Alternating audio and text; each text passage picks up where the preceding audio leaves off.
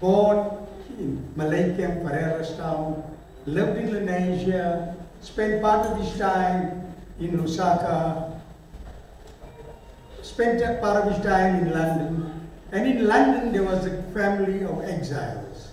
Some of those people are here today. Dominic indicated that he knew him in exile. My sister Shanti and my sister Ramni knew Desmond in exile. Abdullah and Ali, who was sitting somewhere, knew Desmond in exile. But there was a special comrade of Desmond called Don Mulji. Don Mulji was a teacher and also lived in Ladies. And they taught together and they worked in the underground. And Don Mulji had sent us a message, well, Mickey will read. As indicated, that when Desmond was arrested, in today's language they call it rendition. He was captured by the Rhodesian security forces, which Ashik refers to for Ian Smith's Rhodesian forces. He was captured by the Rhodesian security forces, handed over to the notorious Swanepoel. Swanepoel was quite a notorious man. Swanepoel had tortured Isu almost to death. Isu is here with us. Reggie, who is unable to be with us here today, but Asu is here. Swanepoel had broken Reggie's arm with the butt of a rifle. Swanepoel had shot my brother Indus on the shoulder. He was a terrible man. So this is the man that took Desmond. And can you imagine what kind, he was a brute of a man.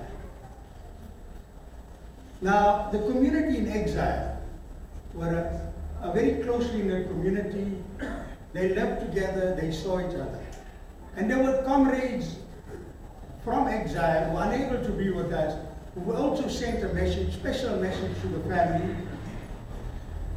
Bobby Vasson, Tommy Vasson, and Herbie Pillay, and Della, and Tommy's wife, Bobby's wife? Ursula send their special warm sympathies to the family, and they say that their thoughts and prayers are with you all the time. And they are spending the very hour thinking about all of us here. So let me call upon Mickey to read the two messages, one from Don Mulji and the other one from Mr. E.S. Reddy, who is an Indian who worked at the United Nations Committee Against Apartheid. He was Undersecretary of the Committee Against Apartheid. And he was the first person who interviewed Desmond about his torture, and the United Nations took up his case. So Mickey? Mickey, incidentally, is our chairperson of our branch in Malaysia. Thank you, Prema. No, Prema, correction. He's also our neighbor. Master's neighbor. Thank you, Prema. The message is from Ishwaral Mulji, known as Don Mulji, from Canada, and I'll read it. My dear friend, brother, comrade, death came to us as a great shock. My immediate thought was that he had a bad turn from health problem he had been having for many years. I subsequently learned that a motor accident had taken his life so suddenly and abruptly.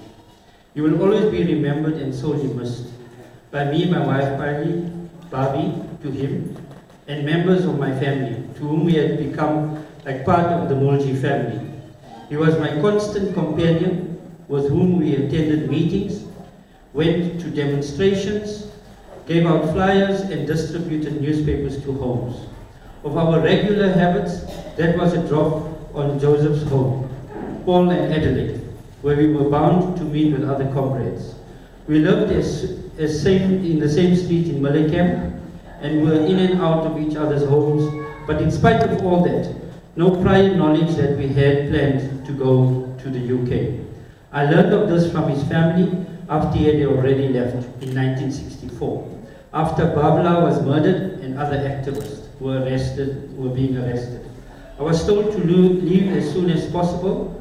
This was a very sudden and traumatic decision to make, since I was teaching and had to desert my students when they were nearing the end of their year and their final exams.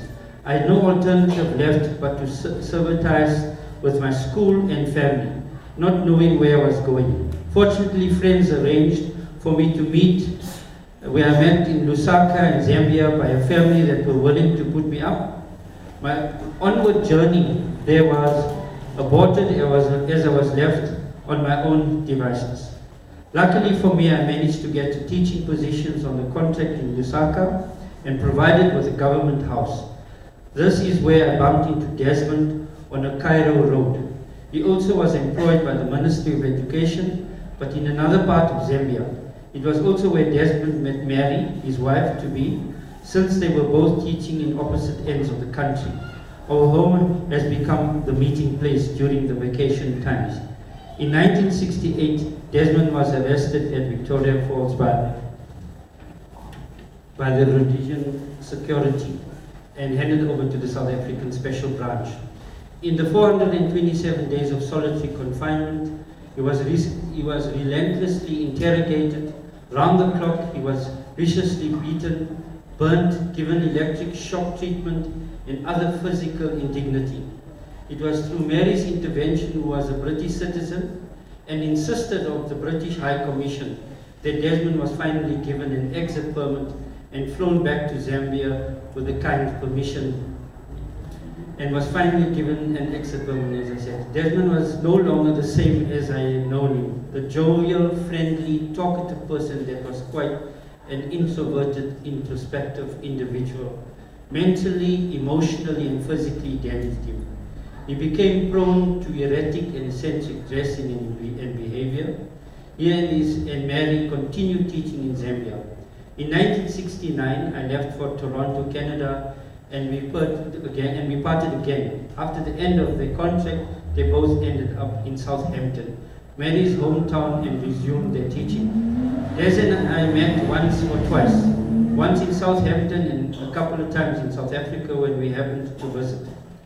We did keep contact by phone. The last time I spoke to him was about 2 to 3 weeks before his fatal accident.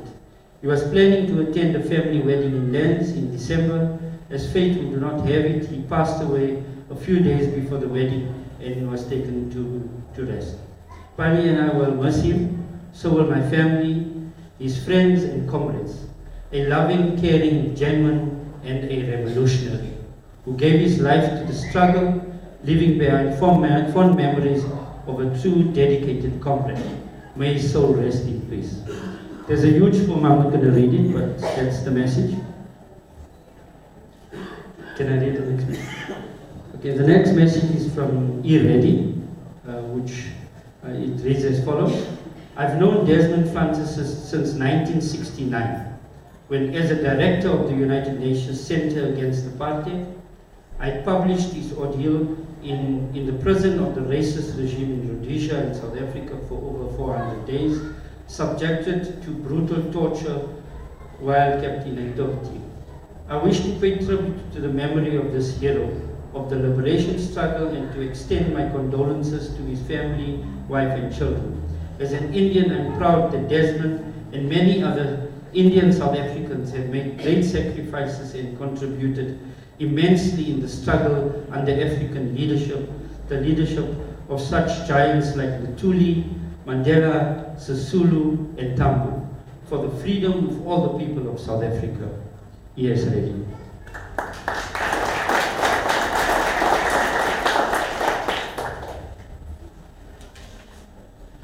Thank you, Miji, for reading out this message. Is Uncle Mari still here? Yeah. Uncle Mari, could you maybe render another bhajan for us, please?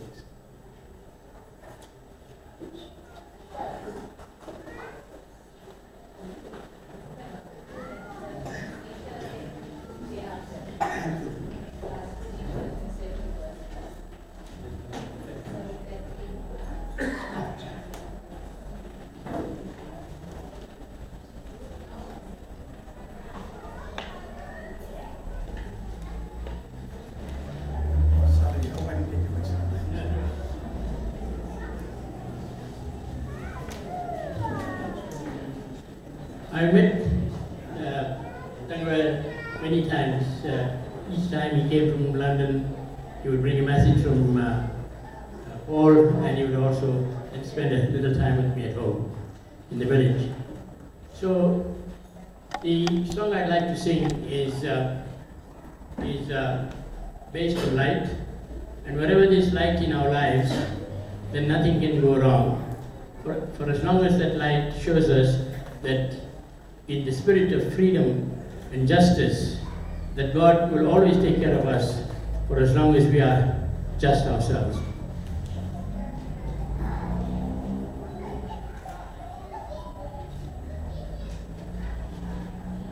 Sottunai vediyan sorivanavun ottunai tirundadi porunda kai thoda. Sottunai vediyan sorivanavun ottunai tirundadi porunda kai thoda. Kattunai puutiyot kadalil paatinum. Kattunai puutiyot kadalil paatinum. Nattunayavade Namah Shivaya ve. Nattunayavade Namah Shivaya ve. Yeah. And the meaning of the song is that even if we try to a granite stone and cast into the sea, the one thing that will save us is the name of God, by whatever name we call Him. Thank you.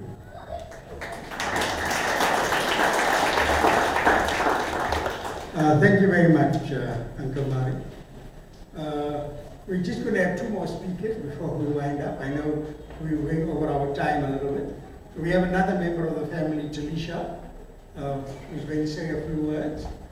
Then thereafter, we will have the chairperson of the Lenasia branch of the ANC. But if there's anybody who wants to say a few words, you're welcome to raise your hand and come forward and say a few words.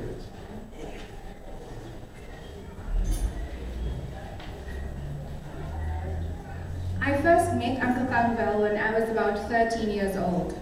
I was doing my homework one afternoon and I heard the sound of pots opening and closing in the kitchen. I rushed to the kitchen to find a very strange man in a sarong with no shirt, going through my mother's pots on the stove. He could see I was in shock and he loudly said, "Do you know who I am?" I shook my head in disbelief and again his voice bellowed, "Jesus, Mary and Joseph, I'm your family." I was still trying to process this information when he then excitedly exclaimed, "Dal, my favorite." I knew then that this would be one family member that I would never forget. And since that day, I have always eagerly awaited for him to surprise us on foot, by bus, or in whoever car he managed to sneak away with.